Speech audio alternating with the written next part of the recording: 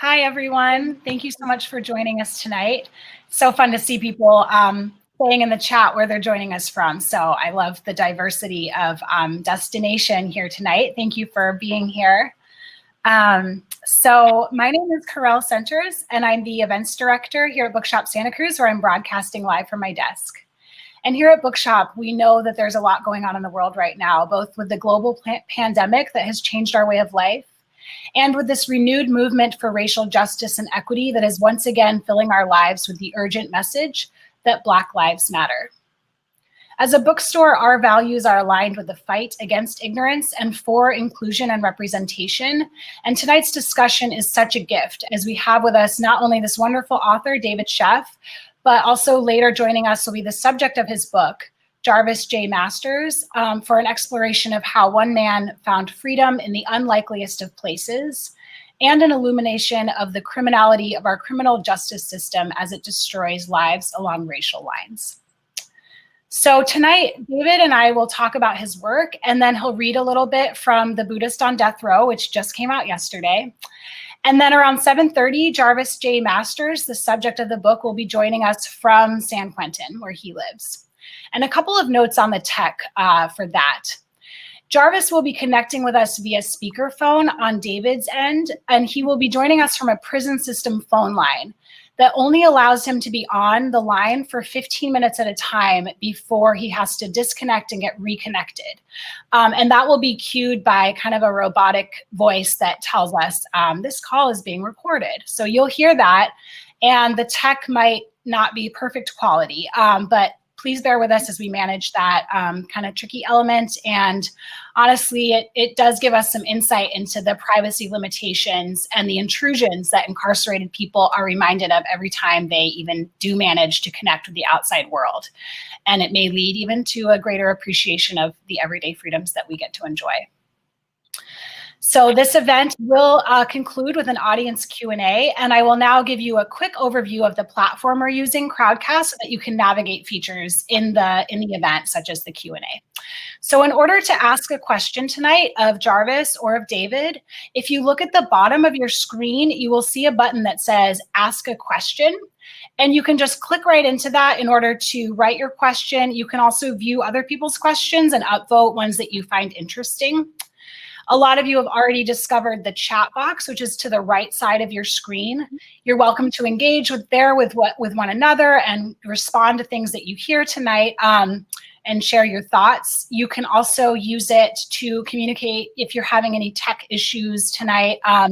My co-host and I will be keeping an eye on that space to help you out with anything that might arise.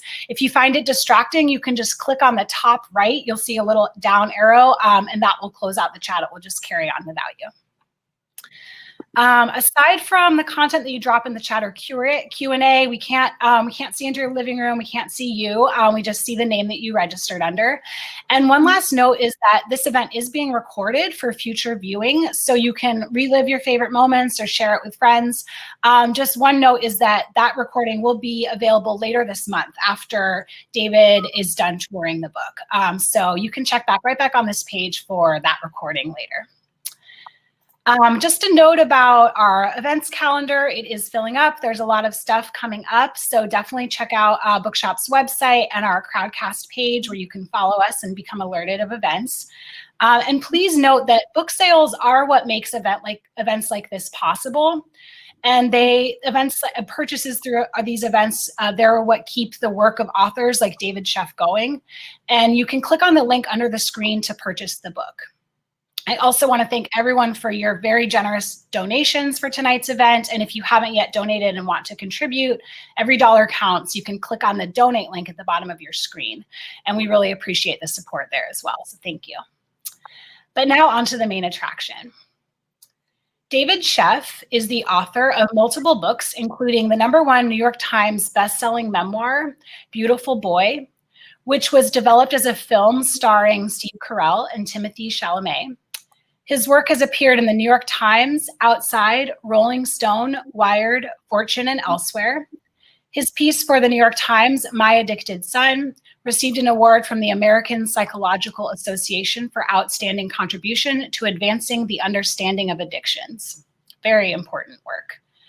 In The Buddhist on Death Row, which again just came out yesterday, we experience a fresh view of the tenets of Buddhism and the evils of the criminal justice system through the story of Jarvis Jay Masters, who has been imprisoned at San Quentin State Prison since 1981.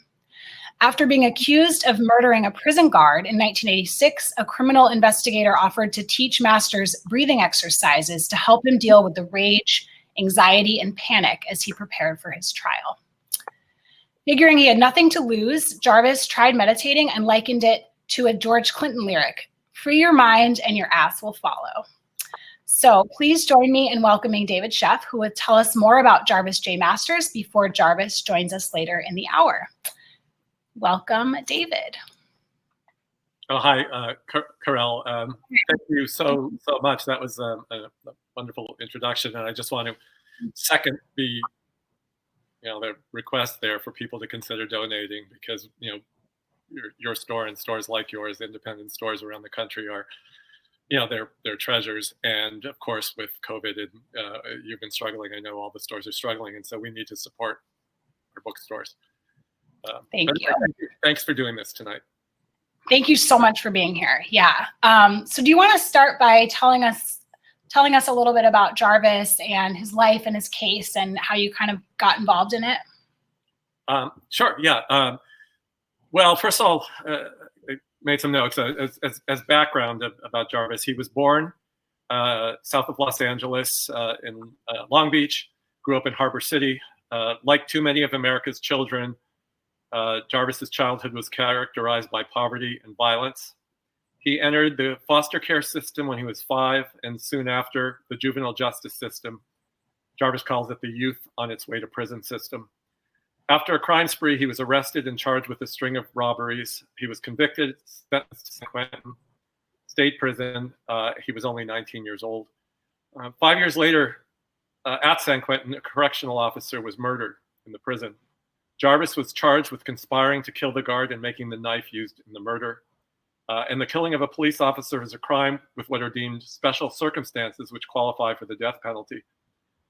Jarvis was framed for the crime. He didn't take part of the conspiracy. He didn't know it was going to happen. He didn't make the knife. And the fact is given the climate in the prison, that if he had told the truth, he would have been killed. The trial in the Marin County Courthouse was a travesty. Jarvis was convicted, and of course, he was sentenced to death. He's been on death row for 30 years and spent 22 of those years in solitary confinement. He has a lot of friends, supporters who are now working for his exoneration as his appeal goes into the federal court. And I'm just sort of feel blessed to have gotten to know him over the course of researching this book. I feel like Jarvis has become not just a friend, but a part of our family. Whereas many men sentenced to death become despondent, bitter, depressed, and some literally lose their mind. There are frequent suicides. Jarvis went another way. He wrote books and articles about spirituality and masculinity, and he ultimately converted to Buddhism. The Tibetan Lama, the Rinpoche who taught him, proclaimed him a bodhisattva, one who works to end suffering in a place drowning of suffering. He developed a very close friendship with the renowned Buddhist teacher Pema Chodron, who told me how much she admires Jarvis's ability to bear weight that would crush most people and the joy he exudes in a joyless place. She said his interpretations of Buddhist teachings inspire her, and his insights help her achieve a deep understanding of Buddhist concepts she thought she knew. That's Jarvis, and I'm thrilled that he's going to be able to join us. And if you can think about sort of how remarkable it is, think about where he is on death row in San Quentin. He's able to get his voice out. Thank you so much, for the background. And I'm going to just read the next question. I want to get all the words in there.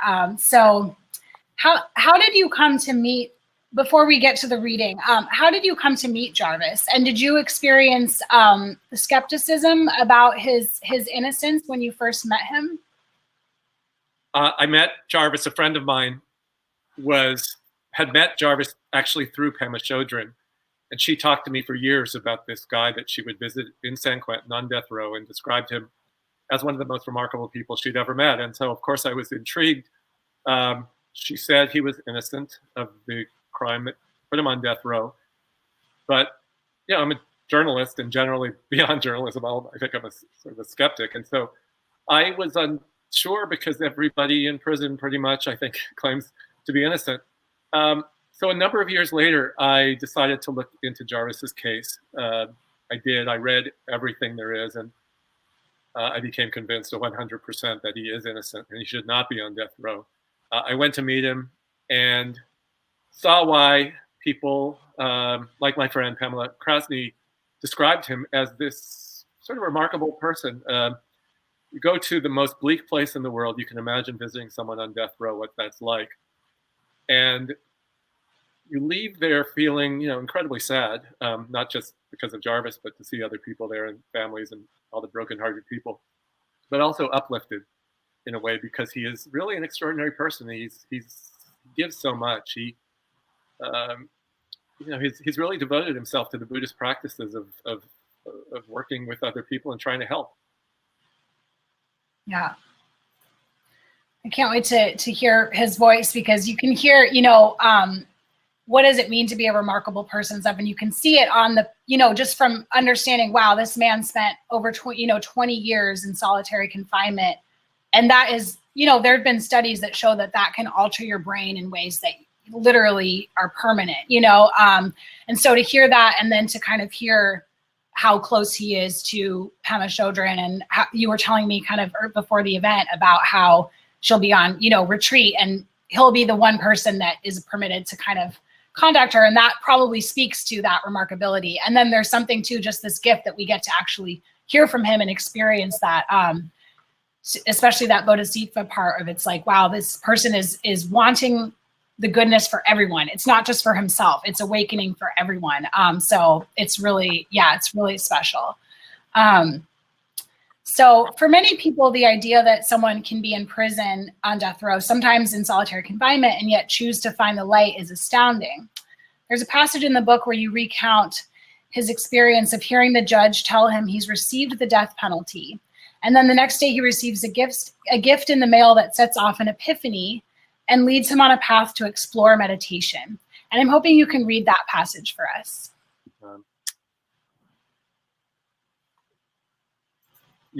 It's one of the things that was really challenging in writing this book was that it is someone's internal journey, and so much of it happened inside a cell and inside the four walls of prison, that I really wanted to understand, how it happened. And it did happen before the trial. As the trial was going forward, people.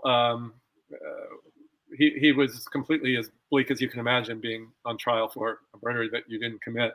And he got a lot of support. And one of his investigators helped introduce him first to meditation and then to Buddhism.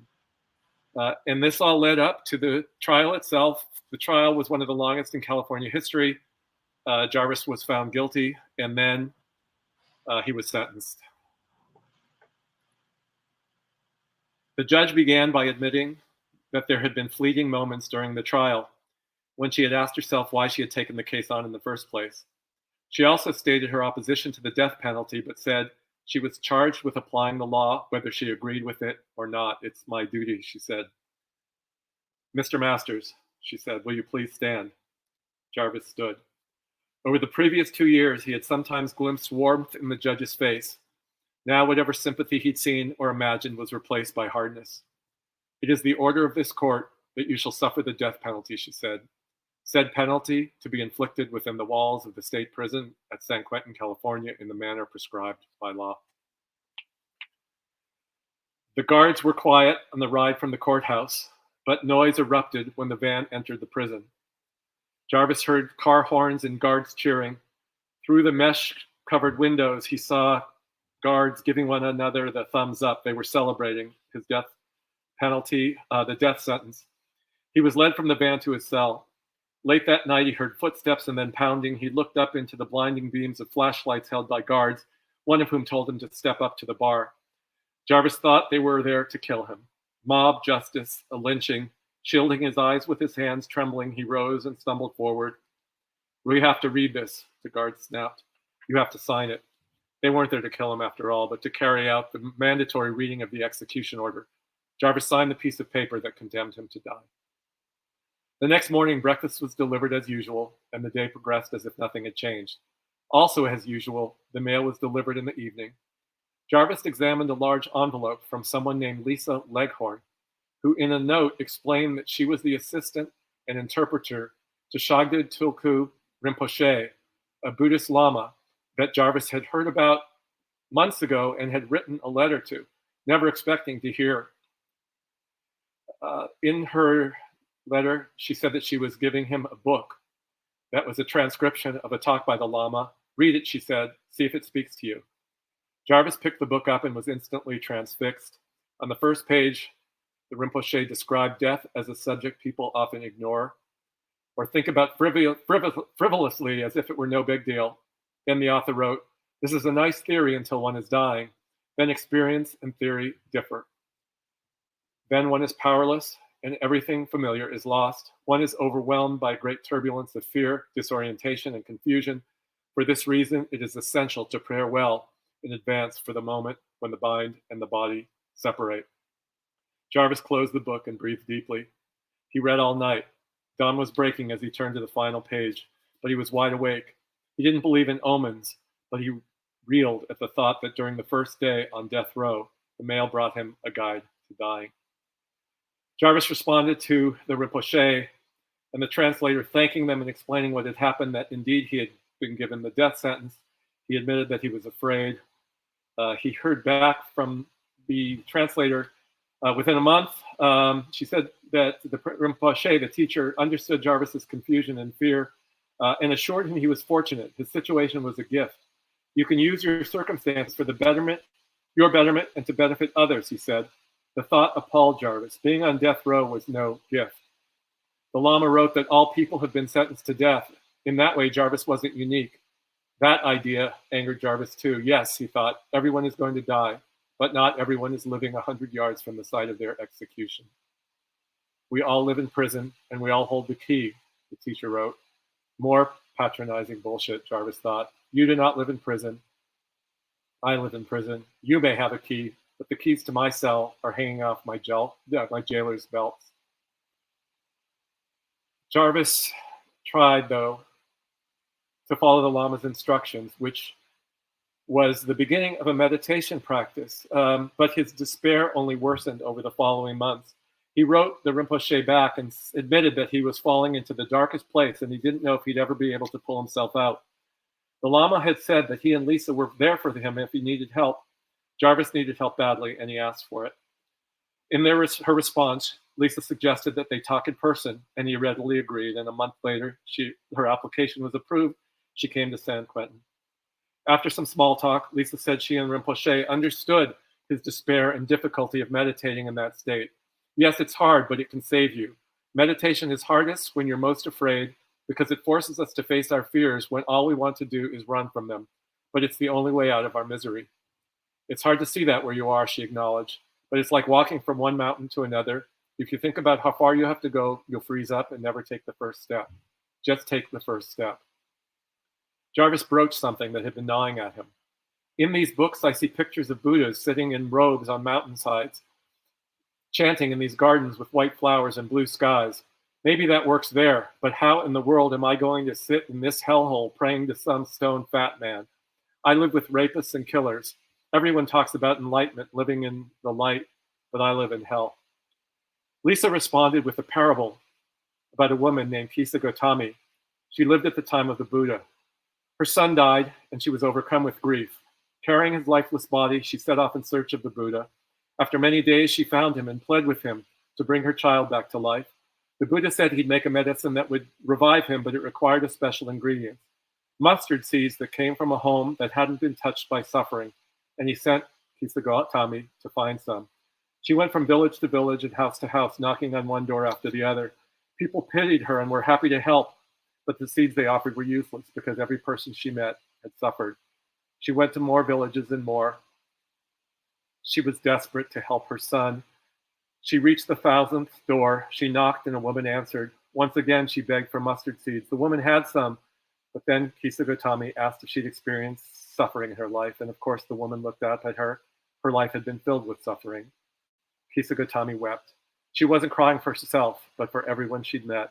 She understood at last what the Buddha had wanted her to see, that no one escapes suffering and no one escapes death. She'd experienced what she needed in order to let her grief go.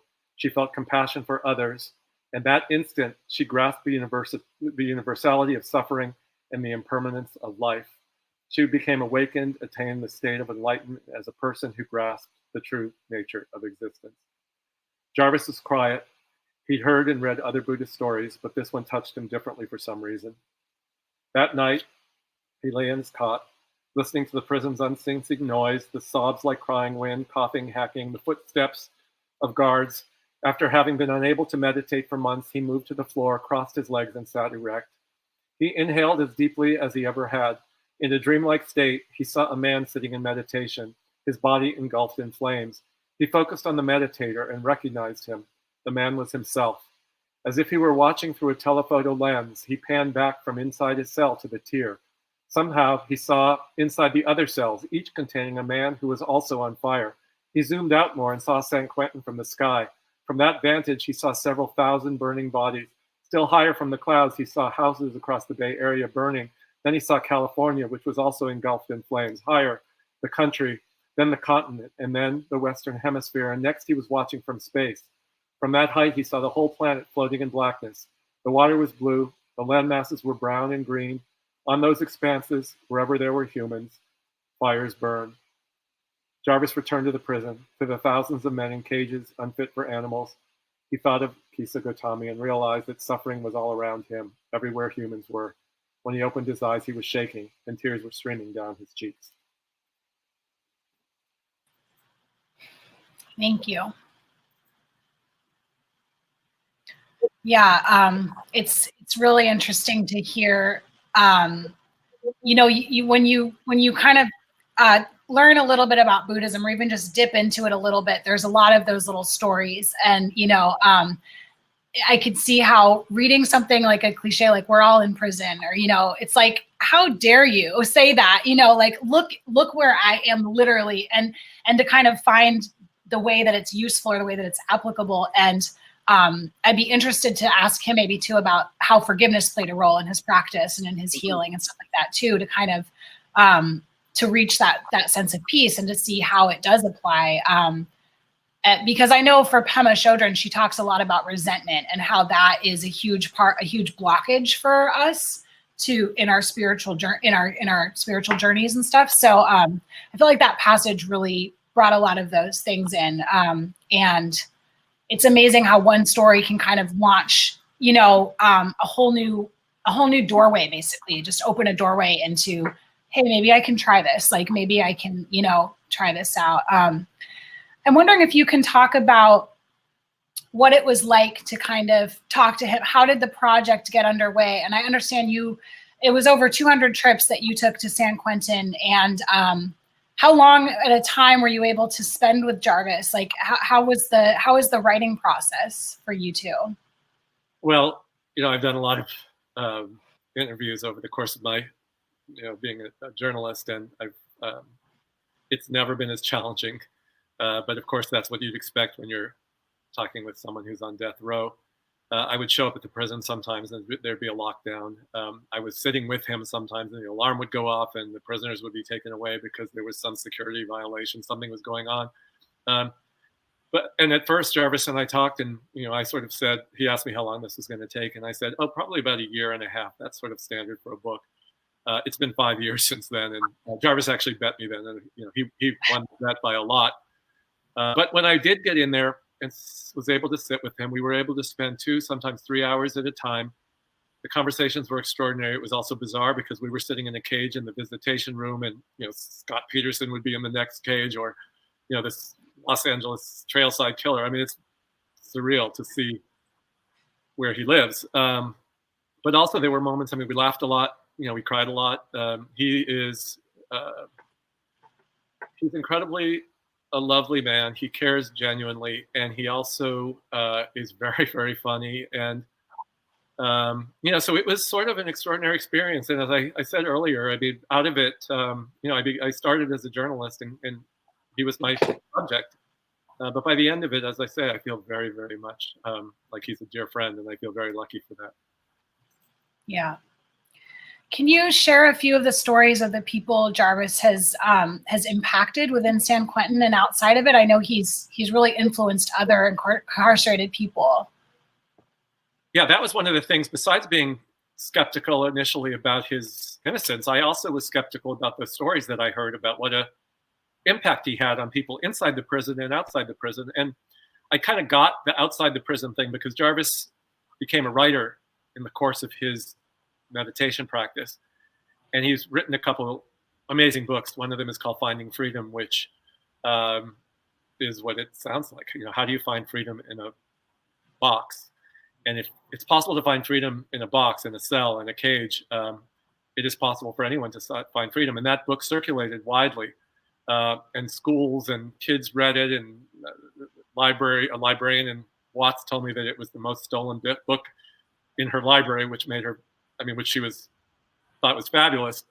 So he had an impact there, but then the question is, how could somebody have an impact in the prison? And there are many, many stories I tell in the book, but the one that just popped in my mind is because of the prison culture, there is I guess it's not hard to imagine. We've seen it in movies, read about it, but to be a gay man in prison in that culture is it's potentially very dangerous. And a kid was brought in who was gay, and Jarvis watched this boy on the yard, and he saw a group of prisoners he knew that were approaching him, and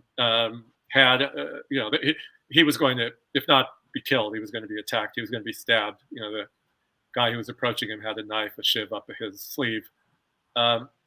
Jarvis went up to the guy, which is dangerous to do on its own. I mean, you don't intervene when on the yard like that. And what he did really to me was, I don't think he necessarily thought of it as a Buddhist action, but it was, because he didn't just go up in front of this guy and say, you can't kill this guy or put your knife away or, don't do it. What he said is he talked about, look at that kid over there. Because he's gay, he has been so vulnerable throughout his life. He's lived a life like us, a life in pain. And he's now in this place where he is like a sheep. And our job is we have to protect the sheep from the wolves. And these guys, instead of being in any way resentful, it changed them and it gave them sort of power, which I think was just, it's sort of a great example of the way that he's had such a big impact on people's lives. Even more extraordinary, I talked to other prisoners who had Jarvis helped in many different ways. One guy who was on death row, who got out of death row, and he told me some amazing stories. But the one story that was even maybe harder for me to believe was, generally we think of prisoners and guards having a adversarial relationship, and of course many times they do, in many circumstances they do, and many people do. And Jarvis did for many years. But because of the kind of person he is connected with some of the guards. And one guard who told me that he would never speak on the record because of the culture in prison, that if he was speaking to somebody positively about a death row inmate, he would become a target of his fellow officers. But he wanted me to know that basically, he said, Jarvis saved his life. There was a time in his life where he was despondent, where he hated coming to work, where he was drinking all the time. And he said that he was becoming like his father, his own father, who had been an alcoholic and was violent. And he was miserable. And somehow Jarvis noticed him. And he, in a series of conversations over the course of a year, Jarvis changed his life and made him realize that he not only wanted to live for himself and be a better father. Hello? This is Jarvis. Hold one sec. But also, he realized that as a prison guard, he was able to make a difference in people's lives, help people that were suffering. All right, this is... recorded. To accept this call, say or dial 5 now. So, Jarvis? Thank you for using Global Tel Link. Hey, Jarvis. Hey, how are you doing? I'm doing fine. I'm so glad you were able to call. How are you doing? I'm doing pretty good. Yeah, a little noisy, but I'm doing pretty good. Okay. Well, I'm here with Corel from the Santa Cruz Bookshop Santa Cruz, which is an amazing bookstore, and there are lots of people from not just around Santa Cruz who are actually from all around the country. I can see their names and locations up, and I saw some people coming from the West Coast and some from the East Coast, and somebody I think I saw there from Germany even. So, and I've been talking basically about how we met. I gave a little bit about your background, and now, Corel was going to ask you some questions, and then she's asked people who are on this conversation to send questions in, and she'll ask you some of theirs as well. So I hope that's okay. Oh yeah, no problem, no problem. If I can answer them, I will. Okay. I'm going to try to hold the phone up close to the microphone. Corel, tell me if it's. It sounds good. Jarvis, can you hear me? This is Corel talking. Yes, I can hear you perfectly. Oh, fantastic. Well, thank you so much for joining us. We're thrilled that you're able to be part of this event. And we've been hearing some of your background and some of the stories of the people that you've impacted through your, your practice and your work, and really, really appreciate hearing about it. So we're wondering, I'm wondering if you can describe the room you're sitting in, since our audience can't see. I have a picture of you up, but we can't see you on video. So maybe you can describe the room where you're sitting. Oh, okay. Well, right now I'm in the east wing of the prison. It's called East Block. And inside East Block, there's 5 tiers. This call and your telephone number will be monitored and recorded. And I think there's maybe 40 to 50 people per tier. And around that, behind the cell, there's another same structure where there's 5 tiers and there is 50 people on each tier. I'm on the first tier. The cells are very, very small. The showers are very, very small. The noise is very, very loud. People tend to do what they can to keep their sanity. But yeah, and we all are allowed to have TVs and radios, and we get a chance to go to the yard every 2 or 3 days. But since they had the virus, that hasn't been the case. The one thing about the first tier, different than any other tier, is that it's a medical tier. It's a tier where people might have who's a diabetic, high blood pressure, who's immobile, asthma, all these various reasons why they're down here on the first tier.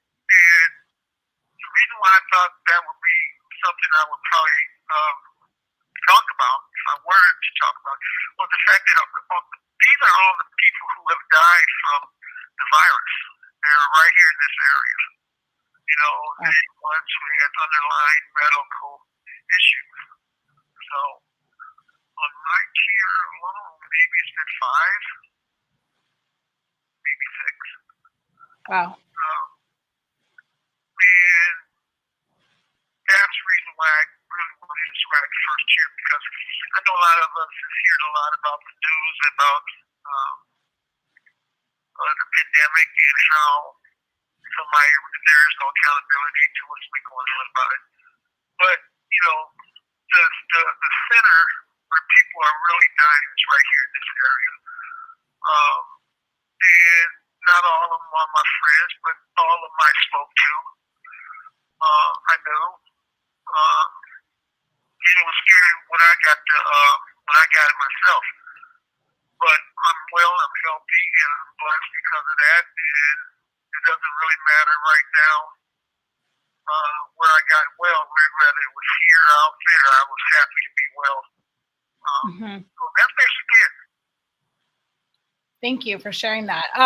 When you got the virus, you must have known right away that that's kind of what was going on with you. Did you suspect that you had it?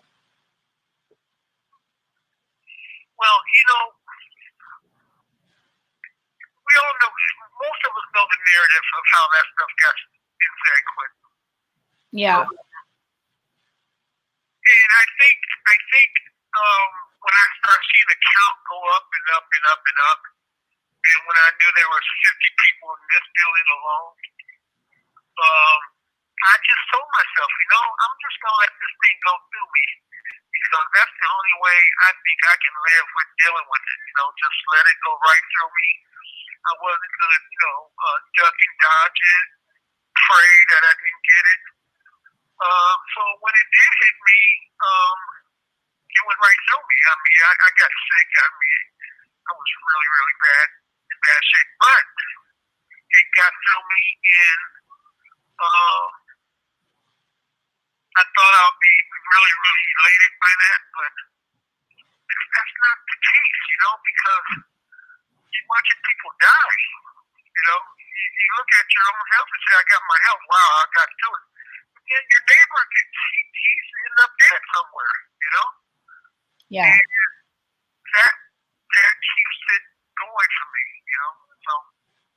Yeah, definitely. I want to share a comment that's here in the chat, Jarvis, from a formerly incarcerated Zen Buddhist practitioner who says, "We sit in solidarity and you are not alone, my friend." That is from someone named Tony has shared that. So someone is wondering if you can, well, before we get to some of the audience questions, which we'll get to at the end, I'm wondering if you could tell us a little bit about what made you trust David to tell your story? See the last part again? What made you trust David with your story?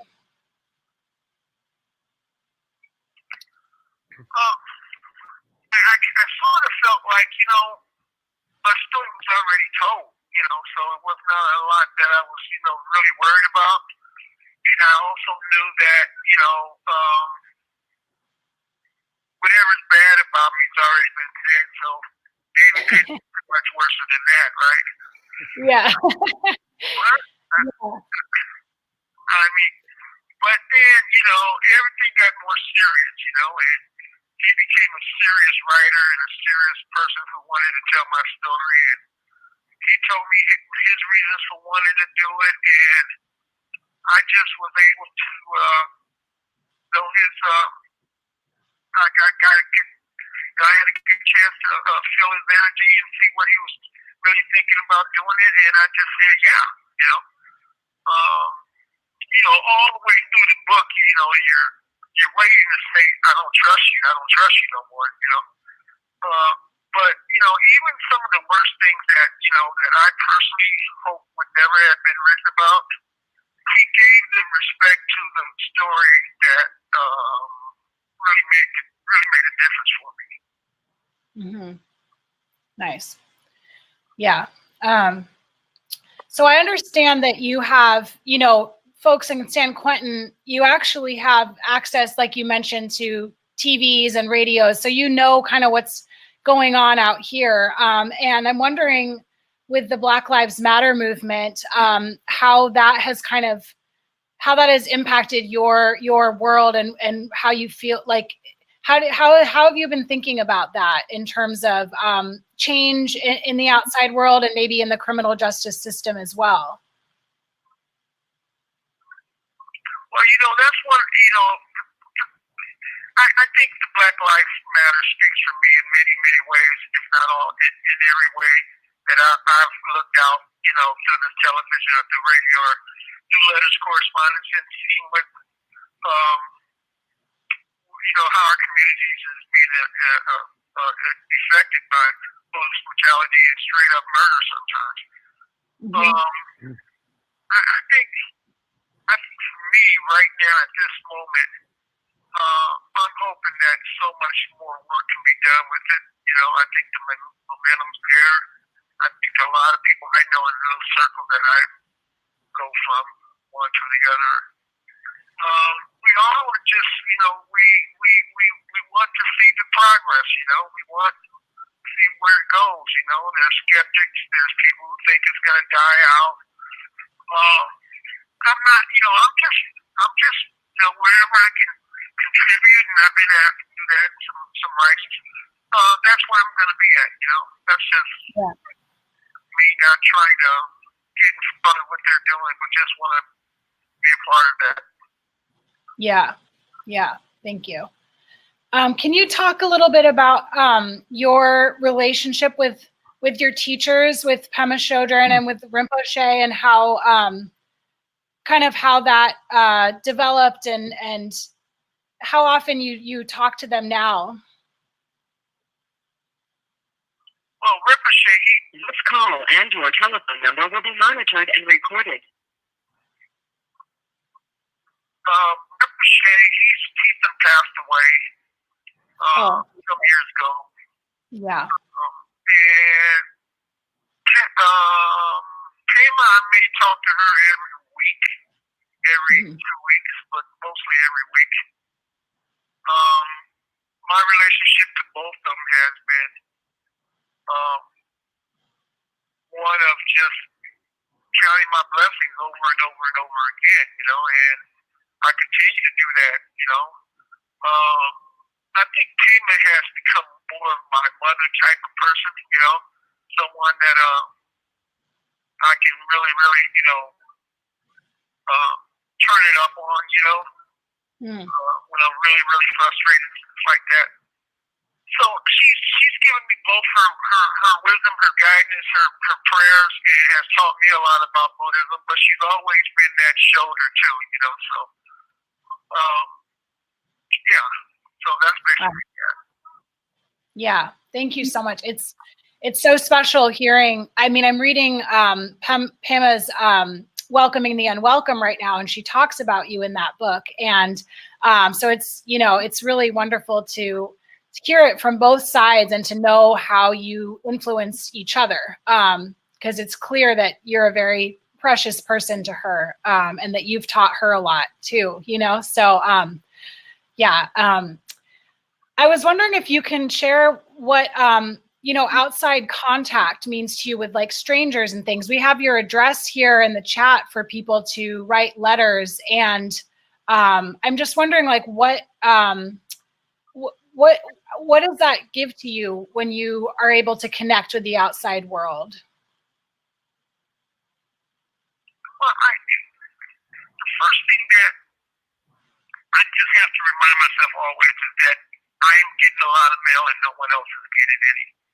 So right then and there, I know how blessed I am, and sometimes I don't even like to see people see the letters that I get because it's just a lot of them.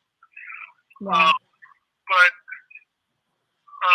I read as many as I can of them, and I do get through them, but it just feels like, when I'm talking to the kids at school, those are the ones that I get really, really motivated from.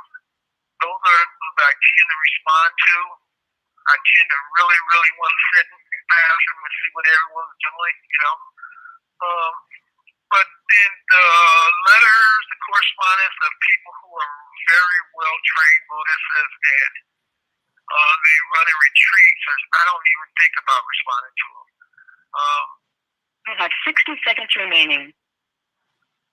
And that's just basically how I do that, Yeah. People who are paroled, I love to respond to. But I like to stay inside that idea of me knowing what I think I can give to them, instead of, the very enlightened people. Yeah. I hesitate to ask another question until we can get reconnected. But I do want to mention to folks that if you click on the link underneath the screen here, it'll take you to our website where we have some resources listed for different things that you can do to, help with the COVID outbreak that's happening right now, and resources to send items to incarcerated people at San Quentin. I understand there's like you guys are kind of eating all boxed lunches and everything right now. Is that right? Like there's not really, maybe it's different on death row than in the main line, but Jarvis was disconnected and he'll call back in a minute, but I can tell you from talking to him that the food, the boxed lunches are not what we would think of as a boxed lunch. Those guys, What is that? It's always, I was going to say, it's always pretty bleak. I mean, you can imagine, but because of COVID, they've had to shut down the regular kitchens, and they're being as careful as they can. To go back to that, I don't know if I know some of us have read about what happened in there, but we know that there's this epidemic and this pandemic, and it's it's a nightmare, it's a disaster. But this case, the fact that 2,000 people in San Quentin prison got the virus, and so far more than 20 have died, is completely preventable.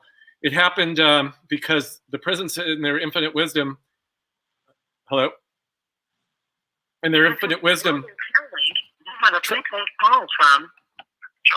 they transferred 100 people from a prison that had many, many cases of COVID into San Quentin. It went from 0 cases to, as I said, 2,000. This call and your telephone number will be monitored and recorded. To accept this call, say or dial 5 now. Thank you for using Global Tail Link. Jarvis. Hey, Jarvis. You're back. Hi, Jarvis. Welcome back.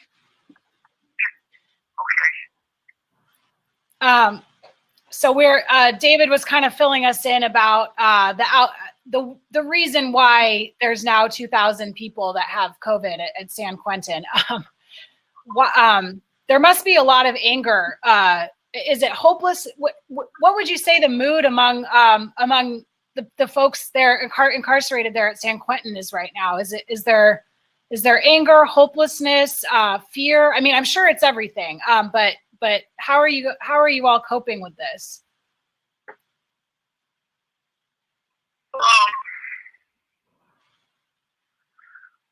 That's a really good question.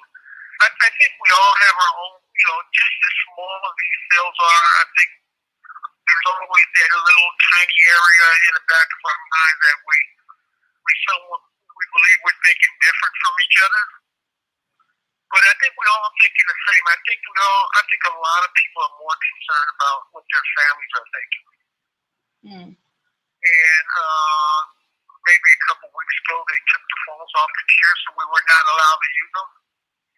And that created the kind of tension I had not seen in prison in San Quentin in a long, long time. And I think the guards really got aware of that too. I think a lot of us are dealing with it knowing that, the chances of us getting it is almost 95%. We're hearing about friends that are dying, friends on ventilators. That just creates more tension.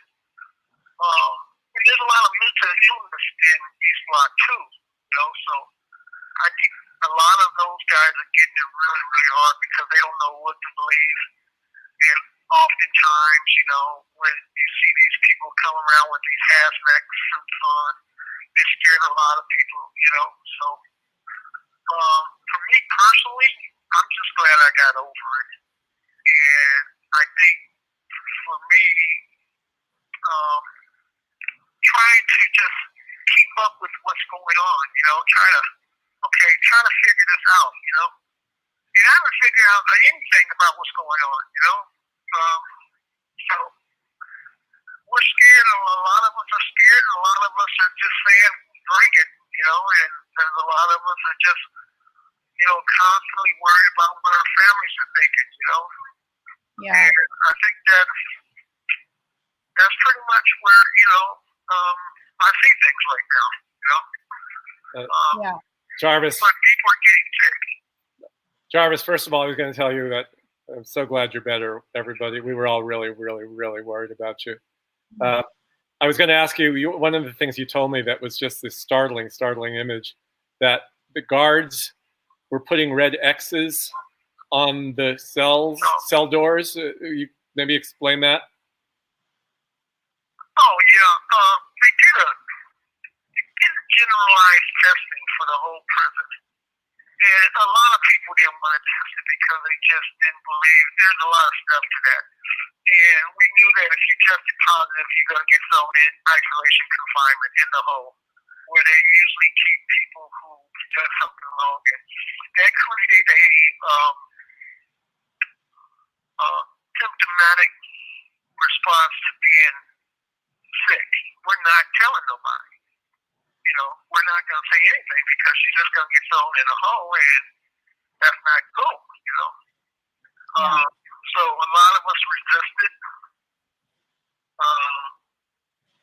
and then we took this generalized test, and so many people were coming up positive that they didn't even know what to do.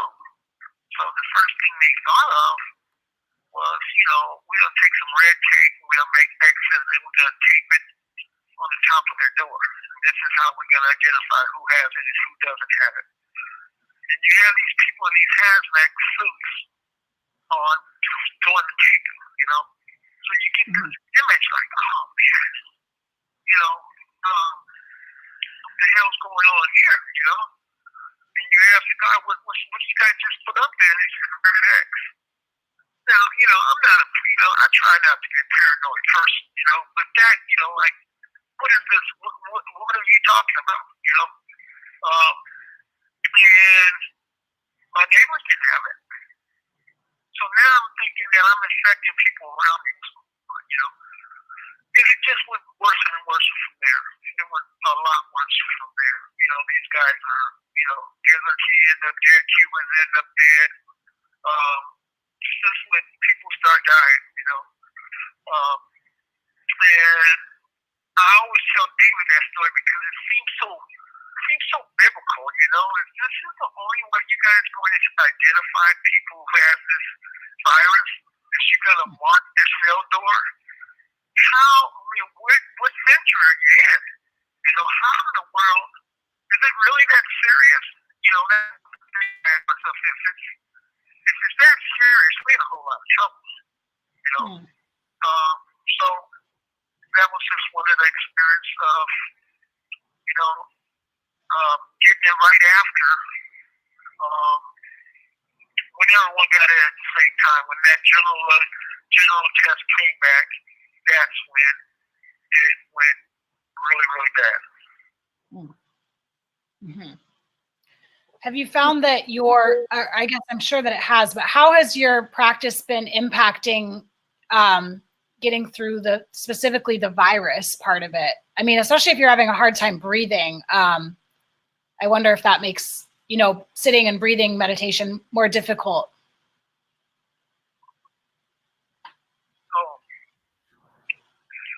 I think for me, during the time that I was sick, I was just... This call and your telephone number will be monitored and recorded. I was just sick. Sometimes when you get really, really sick, you really think, the Buddhist thing's going to come in and give you a good deep breath, Yeah. That happened. So I stayed rested. I stayed in bed. I stayed, trying to do my practice from just sitting, just sitting wherever I was, And what kept coming up for me, and in this way, in a weird way, but in a good way too, my practice focused on living and dying, death and dying. And it reminded me of the first time I set up that book, Life and Relationship to Death. That little pamphlet is how I met my teacher and eventually going all down the line. But it reminded me of what I felt like when I was waiting for that jury to come in and tell me whether I had death or not, So it was such a close relationship that I started off my practice doing it from the first day I had a practice, and just sitting, trying to take care of myself, and always hear the people who are also trying to take care of themselves, Yeah. So that's pretty much how how it really, went through me. Gotcha. Thank you for sharing that. We have another audience question here. Can you speak to overcoming resentment, especially in such an intense and unjust situation like the one that you are in?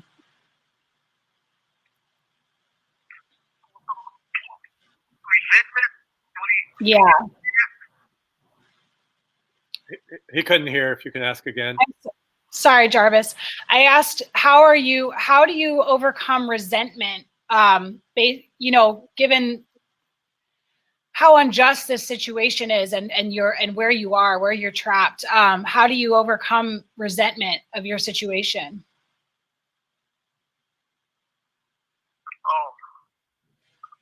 Oh, that's every day. That's an everyday thing. Sometimes I think I got it real good, but then there's other days where I know I don't have it at all. I guess that's a good place to be, where you have your reasons for doing the work you do or yourself. But I think I honestly think it's because the people in my life right now. I think it's because I've seen so many people die, give up, commit suicide, natural causes, and I don't want to be in that number. Yeah. But I also think that justice is going to catch up. It's gonna. I just have faith in that. And I just have to have faith. I can't even imagine not having some measure of faith that this is going to turn around. I hope it does. Well, I know it will. We hope so too. And I know that there's a website where we can, kind of understand what's going on with your case right now. And I believe that there's a petition as well to Governor Gavin Newsom. There's a few things going on with Newsom, including freeing a lot of folks that are incarcerated in San Quentin, especially based on the major, what they did in terms of COVID is completely inexcusable, let alone all the other, people that are trapped there. So your case, how are you you're feeling somewhat optimistic then, maybe when you cultivate it, you're feeling optimistic about your case. How do you, where is that right now? Well, right now, we're just, I just moved into the federal appeal system. I'm out of state appeal, so my attorneys from Kirkland and Ellis, they're in the process of getting all those transcripts throughout the years, all the reports, and trying to synchronize them into their own files. And I think they've done that, and now they have a lot of people going through them, the transcripts. One thing I've learned talking to one of my lawyers is that, they're working from home now. And the work is not the same thing. They do have to sharpen their pencils, not someone else. So it doesn't, they have to, not work as fast. They don't have the speed that I thought the case would, the speed that was hoping the case will, go to. And I think you might still get that, move that fast. But yeah, we just reading the transcripts, trying to set the transcripts up, trying to, look at the law books and see where we're at, and I know those people out there, they're doing their very best to do that. I didn't have that kind of confidence before, so I totally have it now, and I wouldn't bullshit myself if I didn't, so that's basically it. Gotcha. Thank you. That's good to hear that there's some hope going on in there. I'm really happy to hear that. David, were you going to say something? Speak to that a little bit? Well, I think that, again, I read the transcripts. I read, there are boxes and boxes and boxes of documents about Jarvis's case, and it is appalling. I mean, his trial was appalling. It's unbelievable that, Jarvis, in my view, he's going to be exonerated. He will be released from prison. But think about that. Jarvis has been in prison, innocent person, for the last 35 years. 30 years on death row and in solitary for 22 years. The person who did the crime that Jarvis was convicted of, the person who did it admitted that he did it. There's been all these exonerations. We found out that the people that testified against Jarvis other inmates were given deals by the prosecution that weren't This call disclosed. and your telephone number will be monitored and recorded. They weren't disclosed. You have 60 seconds remaining. One thing after the other, and so the injustice is great. And I guess it's hard to imagine that somebody would still have faith in the justice system after everything Jarvis has gone through, but he does, and I have to too. I think we have to just hope. And you mentioned before that Jarvis has this website. It's freejarvis.org, and there's a lot that's on there that people can do to help and support Jarvis and other inmates as well, other prisoners who are on death row and in prisons around the country. Mm-hmm. Yeah. I think. Can I get in here on that? Yes, please. Yeah, I wanted to also say that David just said something for me. And that is that there's a lot of people in death row who don't have anyone to write to. And I just wish that if I can ask people for a favor, that they find a way. We'll get him back. There it happens again. And if, like you said earlier, it's just a reminder of Jarvis's life. And, he has to request a telephone. If he's granted the phone, they bring it down on a cart. They put the phone through the portal where they serve his food, I don't know what they call it. And then, there are these reminders that he's being listened to all the time. He's being monitored all the time. There's no privacy. And that once again goes back to this idea. Jarvis has talked about the idea of when he did start to meditate, he's in a place that is, it's inconceivable, I think, for any of us to imagine being in there I couldn't do it. I can't imagine being there for one day, never mind all these years. Yeah.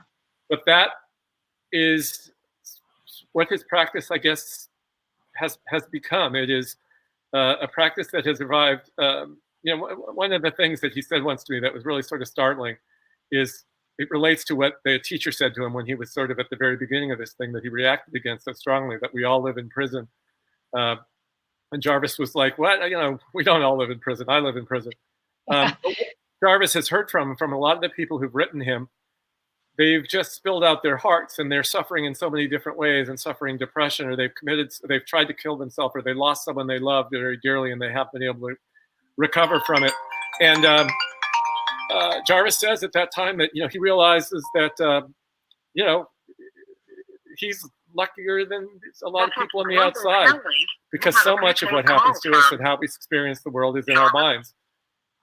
Yeah. It doesn't, excuse the fact around this injustice, and obviously, we can't wait for Jarvis to walk out of there, but it's a remarkable testament to who he is. Okay, here we go. Yeah. Thank you for using Global Tail Link. Hello? Hey, Jarvis. You were talking about other people on death row. Oh, yeah. I didn't know where they cut me off at. Yeah, but there are other people on death row who don't have anyone to correspond with. And I think it's especially around this time that I would definitely like to ask every one of your viewers and listeners if they can find a way to find the number, find the name, and write to some of these guys. I think letters, they're very much underestimated. The value of someone getting a letter here, especially now, is huge. Yeah. And I don't never like to talk about what's going on without thinking about them. So I definitely want to just make sure that I can, communicate that. That's a beautiful thought, and anybody who is interested in reaching out, just go to the California Department of Corrections website. There's a listing of all the inmates, their inmate number, and the address for San Quentin. And as Jarvis said, I think that as he said, it's a window into the outside world for people who are living in a cage. Yeah. And Jarvis shared, if he's getting all this mail and he doesn't even want to, Jarvis, you don't really even want to show people that you're getting it because they're not getting the same mail. And so we can spread we can spread it around. It's embarrassing. I mean, really, it's just like, hey man, I think I saw your name in this pot, this batch. I'm gonna look for it, just to, spin it a little bit, just reflect something.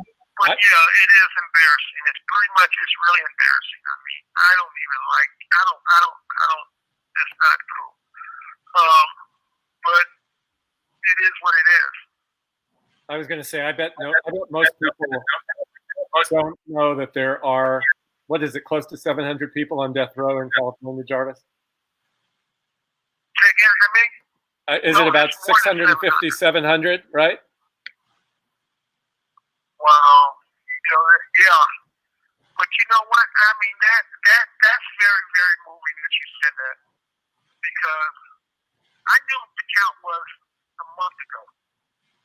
And when you said 600, it was like, where's the 720 at?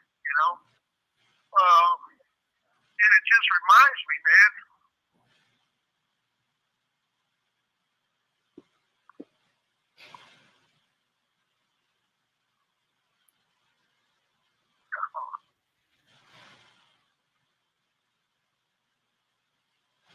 Yeah, it just reminds me that there's a lot of people not here anymore. So it's just heartbreaking, and it's more than heartbreaking. No words can express it. Yeah. Well, let's. I think we have you for just a couple more minutes, Jarvis. Are there any other things that we haven't asked you that you'd like to share? And thank you so much we will find that website for people to find other folks that they can. I have mixed feelings about the words inmate, but other people that are incarcerated there that we can send letters to. We'll put that link up in the chat so that we can spread that around.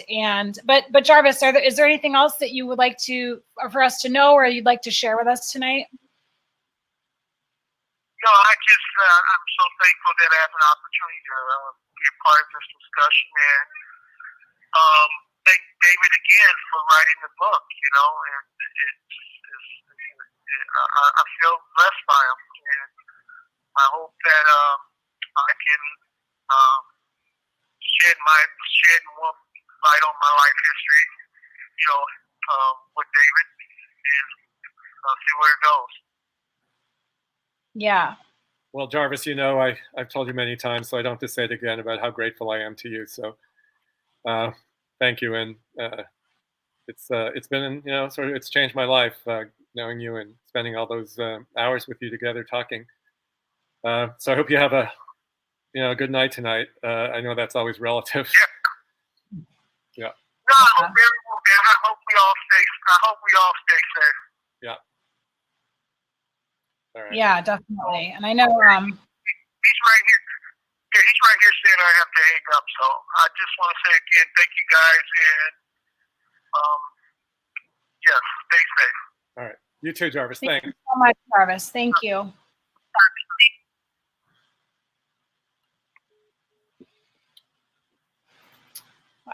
Wow. Yeah, I know that I read here that you aren't much of a, you're not really like a spiritual guy, but you are a meditator. And so I'm wondering if Jarvis kind of influenced you in that way to kind of get into it, or did that happen before you met him? It did before I met Jarvis, but it took on a whole new meaning, and I sort of understood it and understand it now in a different way. Jarvis describes sort of the power of meditation.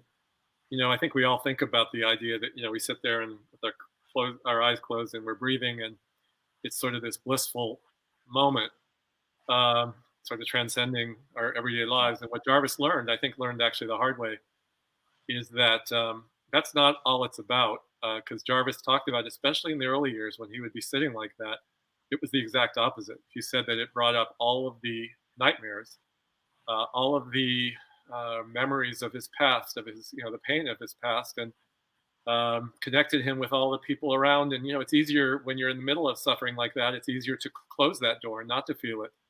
Absolutely. But, as Pema says, or it's a Buddhist expression or whatever, the only way out is through. And I guess that is sort of the power, I guess, both of meditation. It's another way of working through whatever we're dealing with, whatever we're going through.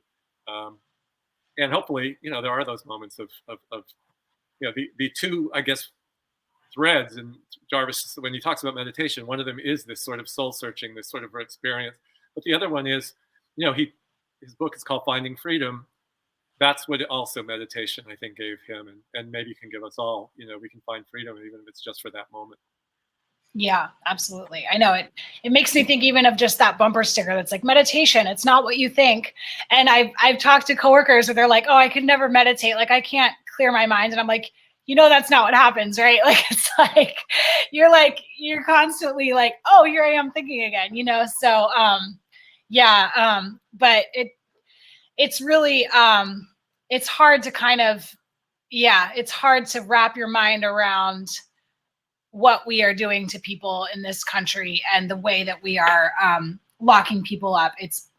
And people of color, Black people specifically. And I do want to really encourage everyone that's watching to go ahead and do click through to our website. There are there's like 4 or 5 links there. And some of our guests tonight, Elizabeth, thank you so much for popping that in. I know we were looking for one as well on the back end here, but to write to some of these incarcerated folks. And there are these links on the website. There's a lot of different initiatives going on right now. The Ella Baker Center is doing some work on this. There's some other resources I just want to mention quickly is we have the Unrepresented Project. There's Voices of San Quentin, which is an Instagram page, Restore Justice, and Prison University Project, which I recently donated to. They're doing some books there. They send books in and stuff. And last but not least, related to COVID, health experts have called for a 50% reduction in the prison population in response to the COVID crisis. And as we're learning now, prisons are a humanitarian crisis even outside a pandemic. It doesn't take a pandemic for the conditions in there to be completely inhumane. And honestly, there's links to slavery. I mean, when we really get down to it, it's, it needs to end. And anyway, there's a document on our website that is a starting point for contacting legislators to support this call. So definitely click through on that. So this has been, I mean, I'm sure that your activism has really come through, in certain ways through this project. And what's next for you, David?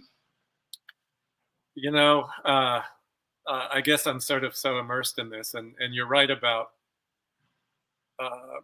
the injustice, and it's just so hard. But as Jarvis said, George Floyd was a devastating horror, but from that has come this movement, and I think it's 1 out of every 3 African American men will end up in prison in the course of their lives. I mean, it is appalling, and so the hope is that this is the beginning of change. Finally, I just hope that we don't forget and that we don't move on to the next thing when there's a new crisis. There's been a lot of talk, and we really need change. Absolutely, yeah. Well, thank you so much for this really important book. Again, I want to make sure everyone knows that it's by purchasing books through events like this that we are able to continue to host these really important events and to hear these really important voices. So do go ahead and click through on the link right below the screen to go ahead and purchase. And David, I really want to express our thank you for visiting us virtually. I know that, you still come to Santa Cruz to surf sometimes. So I hope that next time you come down, we can have you in the store for real in person. And this chat, FYI, the chat will kind of stay live. So we'll pop more links into that chat. But yeah, it looks like Elizabeth. Thank you, Elizabeth, for putting that in there. And yeah, thank you, David. Is there anything else that you wanted to share before we close tonight? We've gone a little bit over, but I could not like hang up. I'm like, we have this person on the line with us. Like, you know, what a rare gift to really be able to connect with someone that is living in those conditions and not falling apart. It's kind of incredible. So yeah. So thank you for sharing his story and for being part of the change, David. Well, Carell, thank you so much. This is it's a real privilege, and I know that Jarvis really appreciates the opportunity to get his voice out there and talk about some of this stuff. So we're grateful. Thank you. Have a good rest of your night. You too. Bye.